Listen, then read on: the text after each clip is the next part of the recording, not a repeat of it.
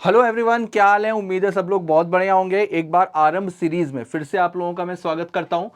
तो last turn पर हम लोगों ने नेचर ऑफ कॉन्ट्रैक्ट और ऑफर एंड एक्सेप्टेंस ये दोनों पोर्शन अच्छे से कंप्लीट कर लिए थे और मुझे पूरी उम्मीद है कि आप लोगों ने उसको अच्छे से रिवाइज भी किया होगा। और देखिए, मैं आपको पहले भी बता चुका हूं, फिर से एक बार मैं अपनी बात को दोहरा रहा हूं कि जैसे जैसे हम लोगों के पोर्शन कंप्लीट होते रहे वैसे वैसे आपको क्या करना है, आपको मॉड्यूल के जो डिस्क्रिप्टिव क्वेश्चन है उसको बेटा साथ साथ में सॉल्व करते रहना। रिवीजन के साथ में अगर क्वेश्चन लगाते रहोगे तो एंड मोमेंट पे आपके ऊपर प्रेशर क्रिएट नहीं होगा और ये कॉन्फिडेंस रहेगा कि ये पोर्शन हमें बहुत अच्छे तरीके से तैयार हो चुका है। ठीक है, तो नेचर ऑफ कॉन्ट्रैक्ट और ऑफर एंड एक्सेप्टेंस, इसके मॉड्यूल के जितने भी डिस्क्रिप्टिव क्वेश्चन है साथ में अगर टाइम मिले तो पीवाईक्यूज भी कर सकते हो। ठीक है, तो उसको जब तुम कंप्लीटली सॉल्व कर लोगे तब जाकर के ये मानना कि ये वाला चैप्टर हमारा रिवाइज हुआ है। ठीक है, रिवीजन का मतलब केवल पढ़ना नहीं है, पढ़ने के साथ में क्वेश्चन की प्रैक्टिस भी करना है। तो चलिए आज हम लोग स्टार्ट करेंगे कंसीडरेशन, जो इसका नया टॉपिक है, नई यूनिट है कंसीडरेशन। तो ये एक छोटी सी यूनिट है, बहुत ज्यादा इसमें टाइम नहीं लगेगा, बहुत ज्यादा इसमें कंटेंट नहीं है, लेकिन एग्जाम के पॉइंट ऑफ व्यू से बहुत ज्यादा इंपॉर्टेंट है। इससे 100% कम से कम 6 नंबर के क्वेश्चन, 6 नंबर का हो सकता है एक क्वेश्चन आ जाए, 3-3 नंबर के 2 क्वेश्चन आ जाए, जैसा भी हो सकता है 2-2 नंबर के 3 क्वेश्चन आ जाए, जैसा भी आईसीएच है। लेकिन इस चैप्टर से 100% एग्जाम में आपको 6 से 8 नंबर तक के क्वेश्चन इससे मिल सकते हैं। ठीक है, तो चलिए स्टार्ट करते हैं आज कंसीडरेशन।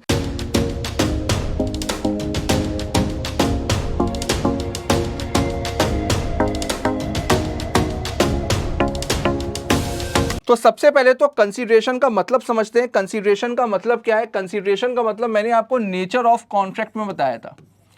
कंसीडरेशन को लैटिन टर्म में क्या बोलते हैं? कंसीडरेशन को लैटिन टर्म में बोलते हैं क्विड प्रो क्यो।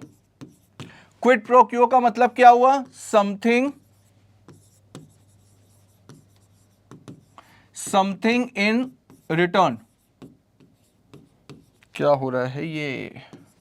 हाँ, तो क्विड प्रो क्यो यानी कि समथिंग इन रिटर्न, बदले में हमको क्या मिल रहा है। जैसा कि मैंने आपको पहले भी बोला, हम लोग यहां पर क्या पढ़ रहे हैं? बिजनेस लॉ पढ़ रहे हैं। ठीक, बिजनेस में हर एक चीज क्यों होती है? हर एक चीज प्रॉफिट के लिए होती है। हम अगर बिजनेस करते हैं, कोई भी ट्रांजेक्शन करते हैं तो क्यों करते हैं? प्रॉफिट कमाने के लिए करते हैं।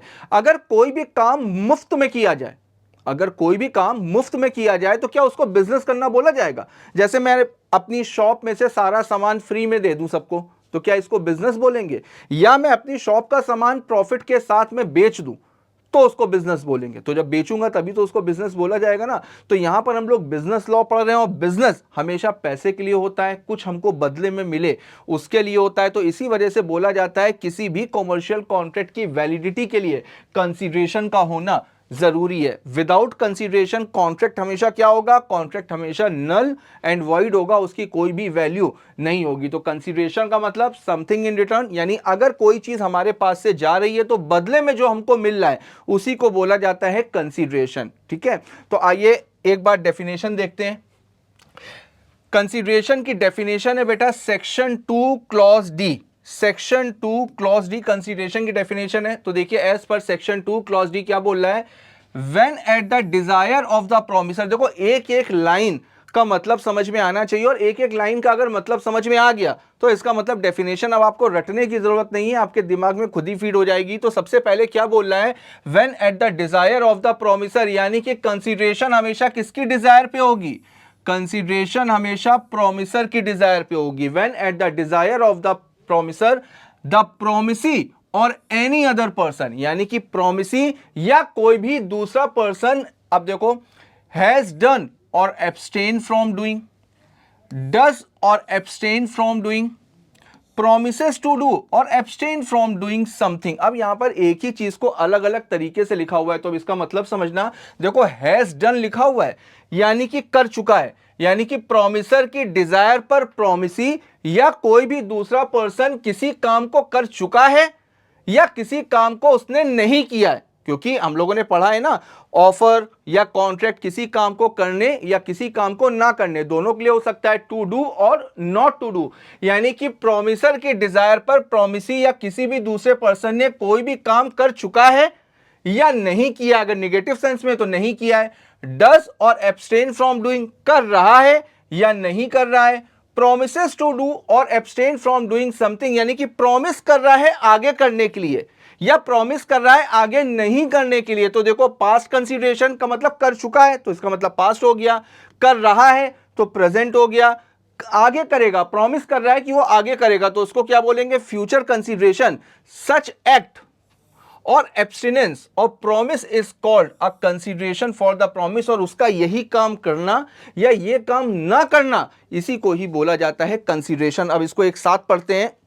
When at the desire of the promiser, यानी कि प्रोमिसर की डिजायर के ऊपर प्रोमिसी या कोई भी दूसरा पर्सन किसी काम को कर चुका है या नहीं कर चुका है, कर रहा है या नहीं कर रहा है, या प्रॉमिस कर रहा है करेगा या नहीं करेगा, इसी काम को करने या इसी काम को ना करने का जो वो प्रॉमिस कर रहा है उसी को ही बोला जाता है कंसीडरेशन। तो देखो कंसीडरेशन का मतलब ये नहीं कि हमेशा पैसा इंवॉल्व होगा, हमेशा मनी इंवॉल्व होगी। कंसीडरेशन कुछ भी हो सकती है, कंसीडरेशन कुछ भी हो सकती है। आपका सेटिस्फैक्शन ही आपके लिए कंसीडरेशन है। अगर हम किसी काम को करना चाहते हो वही काम हो रहा है तो मेरे लिए मेरा सेटिस्फैक्शन ही क्या हुआ, मेरे लिए मेरा सेटिस्फैक्शन ही कंसीडरेशन हुआ। जैसे अगर मान लीजिए कि मैंने एक सीए को बोला कि भाई तुम मेरा इनकम टैक्स रिटर्न फाइल कर दो, उसने बोला कि ठीक है सर 2000 रुपये लगेंगे, मैंने कहा ठीक है। अब मेरा उसका कॉन्ट्रैक्ट हो गया, कॉमर्शियल नेचर है, 100% वैलिड कॉन्ट्रैक्ट है। अब देखो तो मेरे पास से तो 2000 रुपये जा रहे हैं लेकिन बदले में हमको क्या मिल रहा है, लेकिन बदले में मेरा काम हो रहा है ना, हमें सेटिस्फैक्शन मिल रहा है ना, तो मेरा काम हो रहा है वही मेरे लिए कंसीडरेशन है। तो कंसीडरेशन जरूरी नहीं कि हमेशा पैसा हो या कोई चीज हो, आपका सेटिस्फैक्शन ही आपके लिए कंसीडरेशन माना जाएगा। तो यहां पर इसकी डेफिनेशन से हम लोगों को दो चीजें सीखने को मिलती है, सॉरी तीन चीजें सीखने के लिए मिलती हैं। क्या क्या? पहली बात तो कंसीडरेशन प्रॉमिसी की तरफ से भी हो सकती है और किसी दूसरे पर्सन की तरफ से भी हो सकती है, पहला। दूसरा, कंसीडरेशन तीन तरीके की होती है, पास्ट, प्रेजेंट और फ्यूचर कंसीडरेशन तीन तरीके की होती है। और कंसीडरेशन का मतलब हमेशा पैसा नहीं होता, आपका सेटिस्फैक्शन ही आपके लिए कंसीडरेशन है। लेकिन यहां पर बेटा एक चीज ध्यान रखने वाली है, बार्टर सिस्टम। बहुत सारे बच्चों के दिमाग में आता है कि सर अगर मान लीजिए कि मेरे पास में एक्स्ट्रा शुगर है और आपके पास में एक्स्ट्रा राइस है, मैंने आपको शुगर दे दी, बदले में आपसे राइस ले लिया, ये क्या हुआ, ये बार्टर सिस्टम हुआ। Barter system Indian contract act में कवर नहीं है। बार्टर सिस्टम के लिए एक अलग से एक्ट है, ट्रांसफर ऑफ प्रॉपर्टी एक्ट, वहां पर वो एप्लीकेबल होगा। बार्टर सिस्टम को इंडियन कॉन्ट्रैक्ट एक्ट में जगह नहीं दी गई है। बार्टर सिस्टम किसी भी तरीके का कॉन्ट्रैक्ट नहीं माना जाएगा। लेकिन हाँ, अगर पार्टली बार्टर है और पार्टली कंसीडरेशन है तो फिर वो इंडियन कॉन्ट्रैक्ट एक्ट में कवर होगा। यानी कि अगर जैसे मान लीजिए आपके पास में राइस है, मेरे पास में शुगर है, मैंने आपको शुगर दी, बदले में आपने कुछ राइस दिया और कुछ पैसे दिए, तो 100% बार्टर नहीं हुआ ना, फिर ये इंडियन कॉन्ट्रैक्ट एक्ट में कवर होगा। तो चलिए एक बार देखते हैं एग्जाम्पल, एक बार देख लेते हैं। देखिए, P agrees to sell his car to Q for rupees 50,000. Here Q's promise to pay rupees 50,000 is the consideration for P's promise and P's promise to sell the car is the consideration for Q's promise to pay rupees 50,000। तो देखो यही example है जो मैंने आपको nature of contract में दिया था। अब जिन बच्चों ने नेचर ऑफ कॉन्ट्रैक्ट वाली क्लास नहीं देखी होगी, ठीक है, वो हो सकता है कंसीडरेशन ही पढ़ने के लिए यहाँ पर आए हो, तो मैं एक बार बता देता हूँ। देखो कंसीडरेशन का मतलब क्या होता है, समथिंग इन रिटर्न, यानी कि बदले में हमको क्या मिल रहा है। अगर कोई चीज़ हमारे पास से जा रही है तो उसके बदले में जो चीज़ हमको मिल रही है उसी को बोला जाता है कंसीडरेशन। जैसे मिस्टर ए ने मिस्टर बी को कार सेल करने का कॉन्ट्रैक्ट किया 2 लाख रुपए में, ठीक। मिस्टर ए और मिस्टर बी के बीच में कॉन्ट्रैक्ट हुआ कि मिस्टर ए मिस्टर बी को कार बेचेंगे 2 लाख रुपए में। अब देखना, मिस्टर ए के पास से क्या जा रही है, कार जा रही है, मिस्टर बी के पास से क्या जा रहा है, 2 लाख रुपए जा रहे हैं। तो कंसीडरेशन का मैंने मतलब क्या बताया, समथिंग इन रिटर्न, जो बदले में मिलता है। तो मिस्टर ए के पास से क्या जा रही है, कार, इनको बदले में क्या मिल रहा है, 2 लाख रुपए, तो इनके लिए कंसीडरेशन क्या हो गई, 2 लाख, जो हमको बदले में मिलता है, ठीक है। मिस्टर बी के पास से क्या जा रहा है, 2 लाख रुपए जा रहे हैं, इनको बदले में क्या मिल रही है, कार, तो इनके लिए कंसीडरेशन क्या हो गई, कार, है ना। तो अगर एक चीज हमारे पास से जा रही है उसके बदले में जो चीज हमको मिल रही है उसको बोला जाएगा कंसीडरेशन। अगला एग्जांपल देख लेते हैं। A promises his debtor B not to file a suit against him. अब देखो ऊपर वाला टू डू, ये नॉट टू डू, जैसे यहां पर लिखा हुआ है ना बेटा एब्सटेन सॉरी मैं इसका मतलब बताना भूल गया। एब्सटेन का मतलब होता है नॉट टू डू, एब्सटेन का मतलब होता है मना करना, किसी काम को करने से मना करना, ठीक है। तो टू डू और नॉट टू डू भी बोल सकते हो, या ये भी बोल सकते हो टू डू और एब्सटेन फ्रॉम डूइंग, यानी किसी काम को करने से रोकना, ठीक। तो देखो ये वाला जो सेकंड वाला एग्जांपल है, ये काम करने से रोक रहा है, यानी कि ये नेगेटिव सेंस में उसने क्या बोला कि वो सूट फाइल नहीं करेगा उसके ऊपर, तो ये नॉट टू डू का हो गया। For 1 year on as agreeing to pay him ₹10,000 मोर, उसने बोला भाई 10,000 रुपए और दे दूंगा, तुम मेरे ऊपर सूट फाइल मत करना। तो यहां पर क्या है, यहां पर ए को रोका जा रहा है, abstinence of as is the consideration for बीज प्रॉमिस टू पे, डन है। तो अगर बी के पास से 10,000 रुपए जा रहे हैं तो फिर वहां पर ए से उसको जो ये मिल रहा है कि वो सूट फाइल नहीं करेगा, यही उसके लिए कंसिडरेशन होगी। डन है सबको, आगे देखते हैं।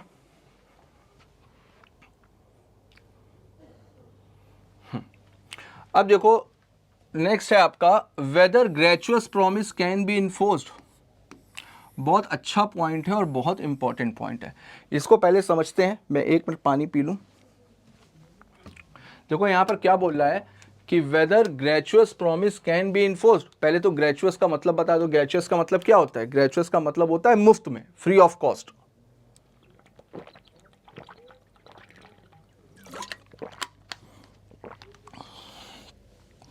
ग्रेचुअस का मतलब क्या होता है? ग्रेचुअस का मतलब होता है मुफ्त में। अब क्या बोल रहा है, whether gratuitous promise can be enforced, क्या मुफ्त में किए गए प्रॉमिस को इन्फोर्स कराया जा सकता है? अब अगर मुफ्त में हो रहा है तो इसका मतलब विदाउट कंसीडरेशन होगा, तो विदाउट कंसीडरेशन वाले प्रॉमिस को इन्फोर्स कराया जा सकता है।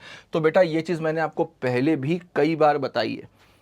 ये जो कानून का हथौड़ा देख रहे हो, कानून का हथौड़ा, ये कानून का हथौड़ा क्या करता है कि अगर कॉन्ट्रैक्ट में कंसीडरेशन नहीं है तो 2 बार जज इसको बजाएगा और बोल देगा ये कॉन्ट्रैक्ट कैंसिल, कॉन्ट्रैक्ट वॉइड है। क्यों? क्योंकि इसमें कंसीडरेशन नहीं है। और हम हमेशा फॉलो किसको करते हैं? फॉलो करते हैं कानून को। फॉलो किसको करते हैं? कानून को। कानून में क्या लिखे रहते हैं? कानून में लिखे रहते हैं प्रोविजन। और मैंने आपको कई बार बताया है कि कभी भी एग्जाम में क्वेश्चन आए तो पहले हमेशा क्या फॉलो करना चाहिए? पहले हमेशा और हमेशा प्रोविजन फॉलो करनी चाहिए। तो मेन प्रोविजन क्या कहता है? मेन प्रोविजन कहता है कि कंसीडरेशन के बिना कोई भी कॉन्ट्रैक्ट वैलिड नहीं हो सकता। इस वजह से अगर कोई भी ग्रेचुअस प्रॉमिस है, यानी कि अगर कोई भी प्रॉमिस जो मुफ्त में किया गया है, कैन नॉट बी इन्फोर्स, उसको इन्फोर्स नहीं कराया जा सकता। बट जैसे लॉ में 2 ही चीज़ें तो होती हैं, प्रोविजन होते हैं और प्रोविजन के एक्सेप्शंस होते हैं। लेकिन बेटा अपने आंसर की शुरुआत कभी भी एक्सेप्शन के साथ में नहीं करते हैं। अपने आंसर की शुरुआत हमेशा कैसे करेंगे? अपने आंसर की शुरुआत हमेशा और हमेशा प्रोविजन के साथ में करेंगे। एक्सेप्शन तो हर चीज़ का होता है, एक्सेप्शन हम हमेशा बाद में बताते हैं। तो नॉर्मली वैसे बोला जाता है कि फ्री में किए गए प्रॉमिस को इन्फोर्स नहीं करवाया जा सकता, लेकिन कुछ एक ऐसी सिचुएशंस होती हैं जहां पर ग्रेचुअस प्रॉमिस को इन्फोर्स कराया जा सकता है। तो पहले समझते हैं कब कराया जा सकता है, ठीक है। देखो जैसे अगर मान लो कि एक मिस्टर ए है, ठीक है, मान लीजिए कि ये एक चैरिटेबल हॉस्पिटल बनवा रहे हैं, सॉरी, मान लीजिए कि एक ये चैरिटेबल हॉस्पिटल बनवा रहे हैं, जैसे अभी खान सर ने बनवाया है, 30-30 रुपए में MRI, 30-30 रुपए में एक्सरे, बिल्कुल वैसे ही मिस्टर ए के पास में एक ज़मीन पड़ी हुई है बहुत बड़ी, वहाँ पर एक गरीबों के लिए मुफ्त में इलाज करवाने के लिए एक हॉस्पिटल बनाना चाह रहे हैं। इस हॉस्पिटल का पूरा खर्चा 50 लाख रुपए का आ रहा है। अब बेचारे अपनी ज़मीन तो डोनेट कर ही रहे हैं पूरी की पूरी, लेकिन पैसा इनके पास में नहीं है, कैश नहीं है इनके पास में।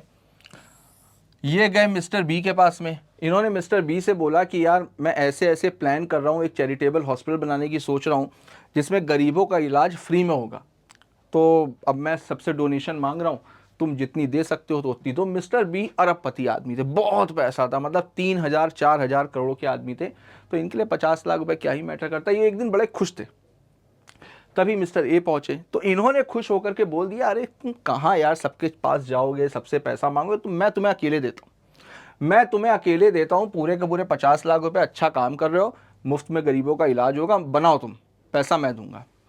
मिस्टर ए खुश हो गए कि भाई एक ही जगह से 50 लाख रुपए मिल गया, कोई दिक्कत नहीं, ये घर चले गए। अब इन्होंने अगले दिन बुलाया मिस्टर बी ने। अब अगले दिन मिस्टर ए जब चेक लेने के लिए पहुंचे तो बी का मूड किसी बात पे खराब था। बी ने मना कर दिया। बी ने कहा जाओ, कल मेरा मूड अच्छा था, कल बोल दिया, आज नहीं है मूड अच्छा, आज बिजनेस में नुकसान हो गया, नहीं देंगे पैसे। अब आप ये बताओ, can a file a suit against B for his promise? तो यहां पर बेटा मिस्टर बी ने जो प्रॉमिस किया है वो क्या है? ग्रेचुअस प्रॉमिस है। क्यों? क्योंकि मिस्टर बी के पास से तो 50 लाख रुपए जा रहे हैं मिस्टर ए को, बदले में कुछ मिल रहा है? कुछ नहीं मिल रहा। तो इसको क्या बोलेंगे? इसको बोलेंगे बेटा चैरिटी। इसको क्या बोलेंगे? चैरिटी बोलेंगे। डोनेशन को क्या बोलेंगे? चैरिटी। तो क्या चैरिटी वाले प्रॉमिस को इन्फोर्स कराया जा सकता है? क्या मिस्टर ए मिस्टर बी के ऊपर सूट फाइल कर सकते हैं? नहीं कर सकते। आपके घर में रामलीला वाले आए, आपने बोला कल आना, कल पैसे देंगे, अगले दिन आपने मना कर दिया, क्या वो लोग आपके ऊपर सूट फाइल कर देंगे? नहीं करेंगे ना। तो चैरिटी वाले प्रॉमिसेस को इन्फोर्स नहीं करा सकते। लेकिन अब मेरी बात ध्यान से समझना, जब मिस्टर बी ने मिस्टर ए को यह बात बोली कि यार कोई दिक्कत नहीं है, मैं तुम्हें 50 लाख रुपए दूंगा, कल आना, और कल आकर के मेरे से पूरे के पूरे पैसे लेकर के जाना, मैं अकेला दूंगा। मिस्टर ए खुश हो गए। मिस्टर ए तुरंत गए, सी की शॉप थी बिल्डिंग मटेरियल की, जहां पर बिल्डिंग बनाने का पूरा सामान मिलता था। अब मिस्टर ए को यह तो पता ही था कि यार मिस्टर बी अच्छे आदमी है, कल ये 50 लाख रुपए पेमेंट कर देंगे, लेकिन इनको जल्दबाजी थी हॉस्पिटल बनवाने की। ये सीधे एक बिल्डिंग मटेरियल की शॉप पे गए, सी के यहाँ। सी से बोला कि भाई मेरे को पूरा का पूरा एक बिल्डिंग बनानी है, उसका पूरा सामान चाहिए। तो इन्होंने सी को लगभग 20 लाख रुपए का ऑर्डर लिखवा दिया और सी से बोला कि तुम सामान भेजो ताकि हम काम आज ही से ही शुरू कर दें, कल तुम्हें पैसे दे देंगे। सी ने बोला ठीक।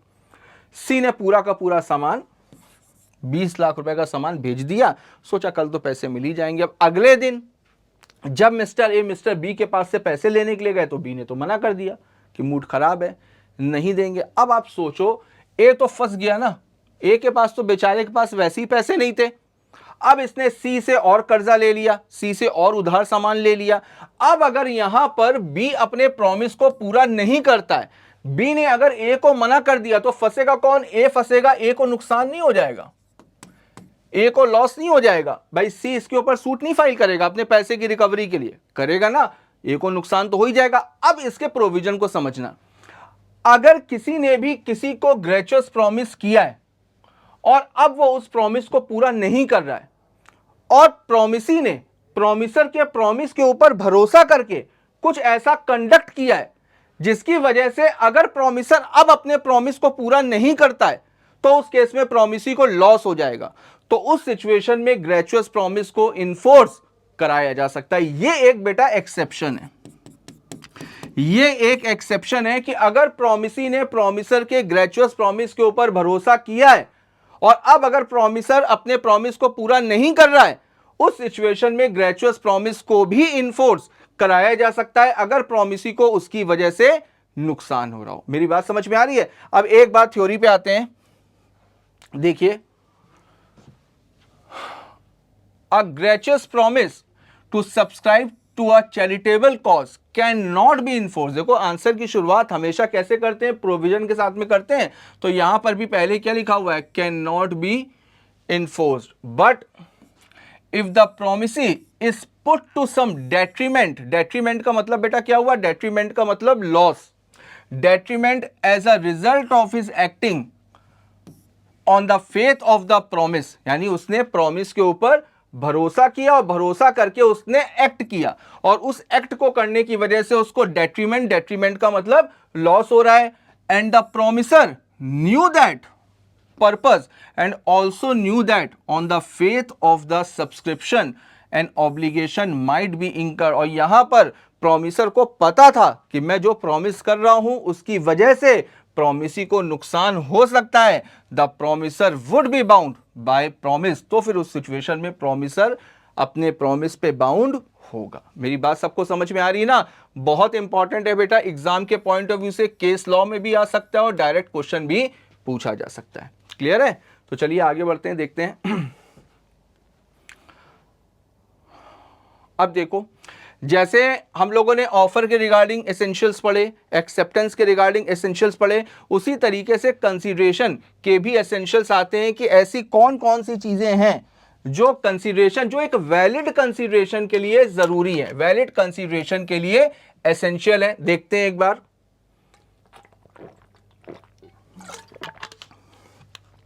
अब देखो सबसे पहले जो दी हुई है वो क्या है, जो डेफिनेशन की हम लोगों ने पहली वाली लाइन पढ़ी, consideration eight the desire of the promisor. तो सबसे पहली कंडीशन तो यही है बेटा, कंसीडरेशन को हमेशा डिसाइड कौन करेगा, कंसीडरेशन को हमेशा डिसाइड करता है प्रोमिसर। कंसीडरेशन हमेशा किसकी इच्छा के अकॉर्डिंग होनी चाहिए, कंसीडरेशन हमेशा प्रोमिसर की इच्छा के अकॉर्डिंग होनी चाहिए। तो consideration must move at the desire of the promisor. तो देखते हैं एक बार, consideration must have been given at the desire of the promisor. The desire of the promisor may be express और इंप्लाइड, और जो प्रोमिसर की डिजायर है वो एक्सप्रेस और इंप्लाइड दोनों हो सकती है। तो यहां पर देखिए केस दिया हुआ है दुर्गा प्रसाद वर्सेस बलदेव का। आगे देखते हैं केस दिया होगा।